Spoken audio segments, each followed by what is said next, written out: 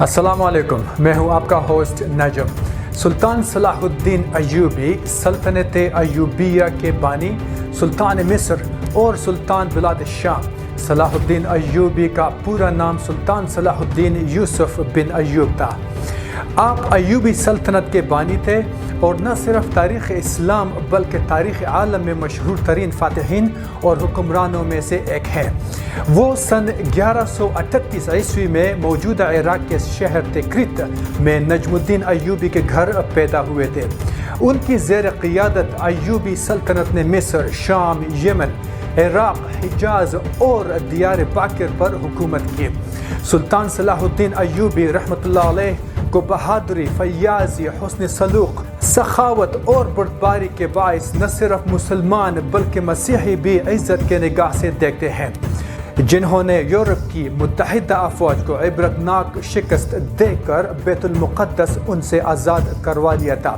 مصر فتح ہو جانے کے بعد سلطان صلاح الدین ایوبی کو مصر کا حاکم مقرر کر دیا گیا تھا اور 5 سال بعد انہوں نے یمن بھی فتح کر لیا۔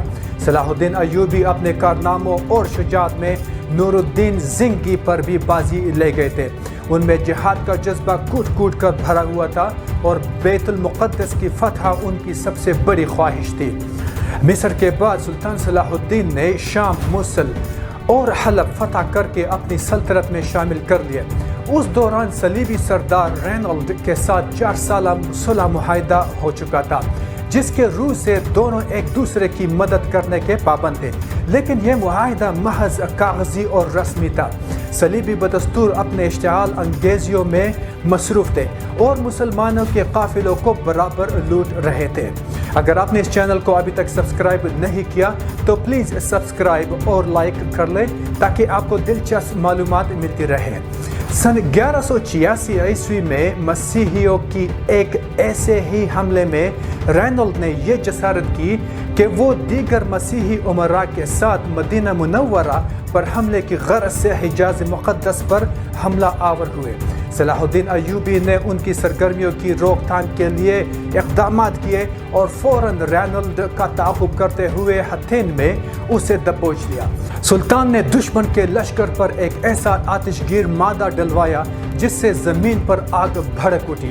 چنانچہ اس آتشی ماحول میں سن 1187 کو ہتھین کے مقام پر ایک تاریخ کی خوفناک ترین جنگ کا آغاز ہوا۔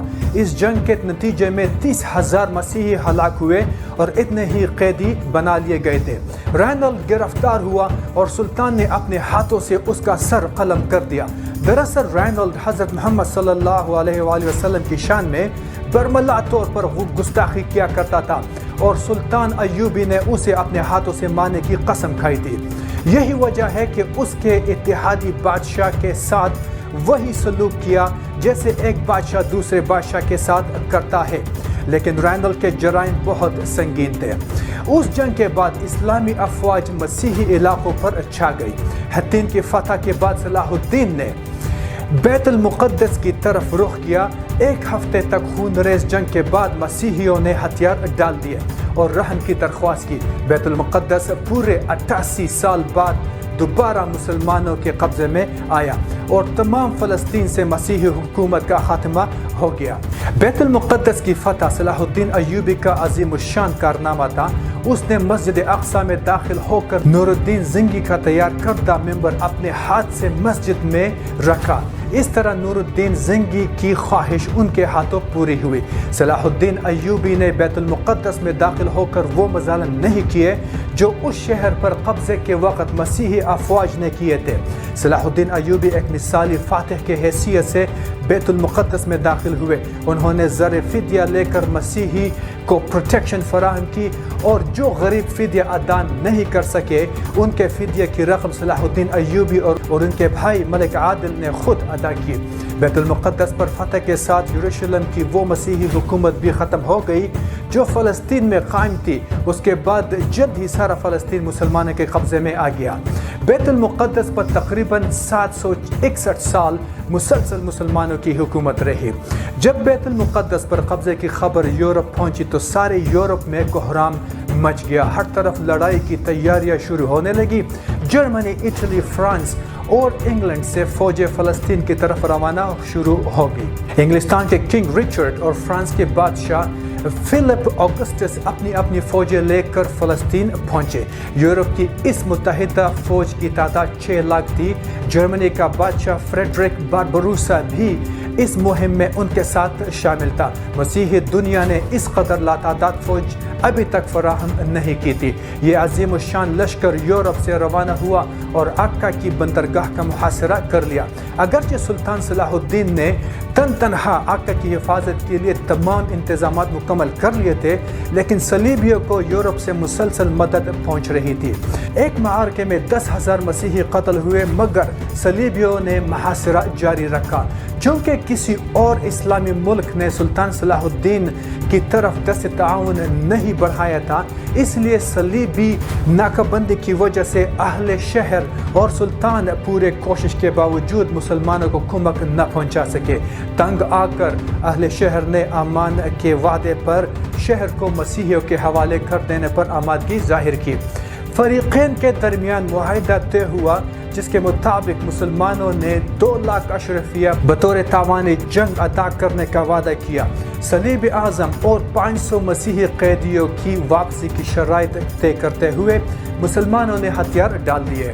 مسلمانوں کو اجازت دے دی گئی کہ وہ تمام مال اسباب لے کر شہر سے نکل جائے، لیکن رچرڈ نے بے ایمانی کی اور محصورین کو قتل کر دیا۔ عاقے کے بعد صلیبیوں نے فلسطین کی بندرگاہ اسقلان کا رخ کیا۔ اسقلان پہنچنے تک مسیحیوں کا سلطان کے ساتھ 11-12 بار مقابلہ ہوا۔ سب سے اہم معرکہ ارسوف کا تھا۔ سلطان نے جواں مردی اور بہادری کی درخشندہ مثالیں قائم کی، لیکن چونکہ کسی بھی مسلمان حکومت بالخصوص خلیفہ بغداد کی طرف سے کوئی مدد نہ پہنچی، لہذا سلطان کو پسپائی اختیار کرنی پڑی۔ واپسی پر سلطان نے اسقلان شہر کو خود ہی تباہ کر دیا، اور جب صلیبی وہاں پہنچے تو انہیں اینٹوں اور ڈھیر کے سوا کچھ حاصل نہ ہوا۔ اس دوران سلطان نے بیت المقدس کی حفاظت کی تیاریاں مکمل کی، کیونکہ اب صلیبیوں کا نشانہ بیت المقدس تھا۔ سلطان نے اپنی مختصر سی فوج کے ساتھ ایک بہت بڑی لشکر کا بڑی جرت اور حوصلہ مندی سے مقابلہ کیا۔ جب مسیحیوں میں فتح کی امید باقی نہ رہی تو صلیبیوں نے صلح کی درخواست کی۔ فریقین میں معاہدہ صلح ہوا۔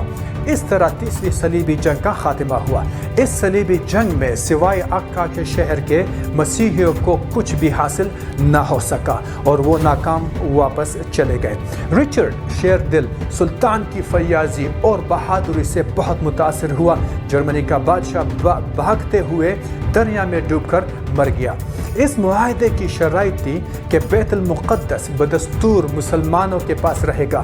تیسری صلیبی جنگ میں سلطان صلاح الدین نے ثابت کر دیا کہ وہ دنیا کا سب سے طاقتور ترین حکمران ہے۔ سلطان صلاح الدین بڑے بہادر اور فیاض تھے۔ لڑائیوں میں انہوں نے مسیحیوں کے ساتھ اتنا اچھا سلوک کیا کہ مسیحی آج بھی ان کی عزت کرتے ہیں۔ مسیحیوں سے صلح ہو جانے کے بعد صلاح الدین ایوبی نے مسیحیوں کو بیت المقدس کی زیارت کی اجازت دے دی۔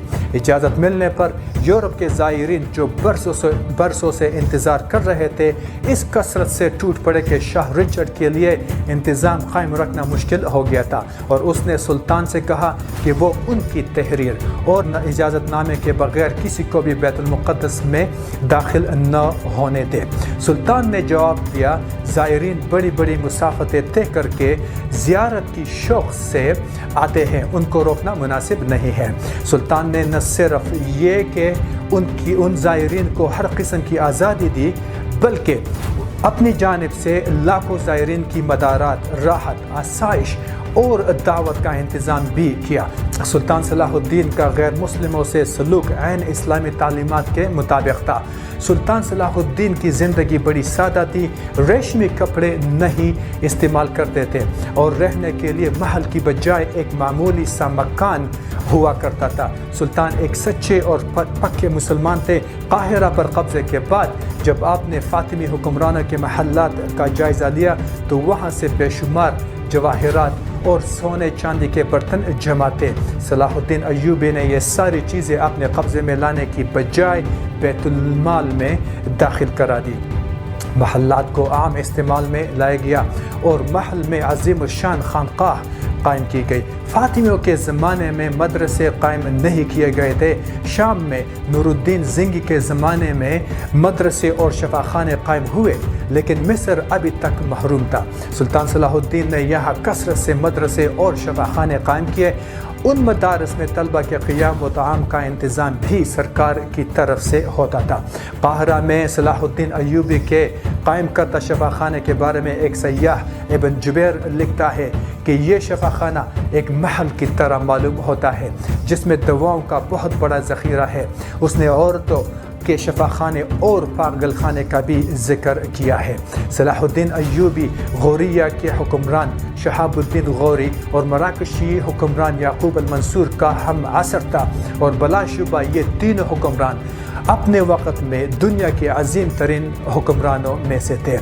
589 ہجری میں سلطان صلاح الدین ایوبی انتقال کر گئے۔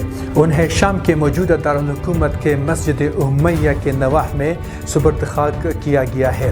صلاح الدین نے کل 20 سال تک حکومت کی۔ ان کی موت کا دن مسلمانوں کے لیے اتنا تکلیف دہ تھا کہ ایسا تکلیف دہ دن اسلام اور مسلمانوں پر خلفائے راشدین کی موت کے بعد کبھی نہیں آیا تھا۔ موجودہ دور کے ایک انگریز مورخ لینتھول نے بھی سلطان کی بڑی تعریفیں کی ہیں، اور انہوں نے لکھا ہے کہ ان کے ہم عصر بادشاہوں اور سلطان میں ایک عجیب فرق تھا۔ بادشاہوں نے اپنے جاہ و جلال کے سبب عزت پائی، اور سلطان نے عوام سے محبت اور ان کے معاملات میں دلچسپی لے کر ہر دل عزیزی کی دولت کمائی۔ صلاح الدین ایوبی کی قائم کردہ حکومت ان کے والد نجم الدین ایوب کے نام پر ایوبی کہلاتی تھی۔ صلاح الدین ایوبی اگرچہ ایک دانش مند اور قابل حکمران تھے، لیکن وہ خود کو رواجی تصور سے آزاد نہ کر سکے۔ خلافت کے حقیقی تصور کو اب مسلمان اس حد تک بھلا چکا تھا کہ نور الدین زنگی اور صلاح الدین ایوبی جیسے حکمران بھی ملوکیت کے انداز میں سوچتے تھے۔ جانشینی کے معاملے میں صلاح الدین نے وہی غلطی کی جو سب سے پہلے ہارون الرشید نے کی تھی۔ انہوں نے زمانے کے غلط رواج کے تحت اپنی سلطنت 3 لڑکوں میں تقسیم کر دی۔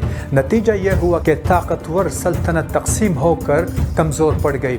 پھر بھی ایوبی خاندان نے ان چند لائق حکمرانوں جن میں صلاح الدین کا بھائی ملک عادل اور ان کا لڑکا ملک کامل قابل ذکر ہے، انہوں نے مصر، شام، حجاز اور یمن کو تقریباً 60 سال تک بڑی حد تک متحد رکھا۔